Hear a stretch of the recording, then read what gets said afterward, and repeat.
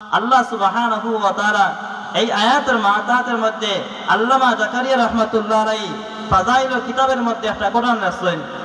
কুফার মধ্যে একজন কুলি আছিল, সে খুব বিশ্বস্ত আছিল, মানুষে তারে খুব বিশ্বাস করত, যার কারণে আল্লাহর বান্দা এক শহর থেকে অন্য শহরের মধ্যে মালামাল সাপ্লাই করত।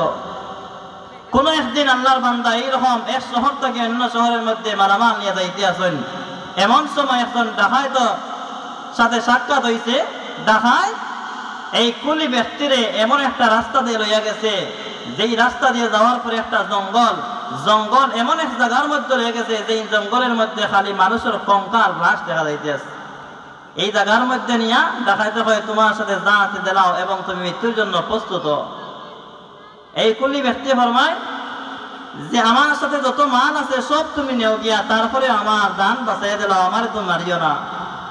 ডাকাইতে ফরমায় তোমার সম্পূর্ণ সম্পদ আমি নিমো, তোমারেও কিতা করবো আমি মারমো, তোমার চকুর সামনে দেখতে পাই অনেক লাশ হল আছে। কুলি ব্যক্তি ফরমায় তাহলে আমার 2 রাকাত নামাজ পড়ার সুযোগ দেও। ডাকাইতে ফরমায় তোমার মতো অনেক মানুষ হলে 2 রাকাত নামাজ পড়ার সুযোগ চাইছে, তারাও নামাজ পড়তে কিন্তু আমার হাত থেকে রেহাই পায়নি, তুমিও নামাজ পড়ে কোনো উদ্ধার পাইতে নাই, অতএব নামাজ পড়ার কোনো প্রয়োজন নাই। কুলি ব্যক্তি ফরমায় যদিও আমি উদ্ধার না পাই তবে আমারে 2 রাকাতের সুযোগ দাও। ডাকাইতে হইল ঠিক আছে। আল্লাহর বান্দা নামাজের মধ্যে খাড়া হইয়া আল্লাহ সুবহানাহু ওয়া তাআলার এই আয়াতে কারিমা পাঠ করেন, আম্মান ইউজিবুল মুযতাররা ইযা দাআহু ওয়া ইয়াকশিফুস সূ।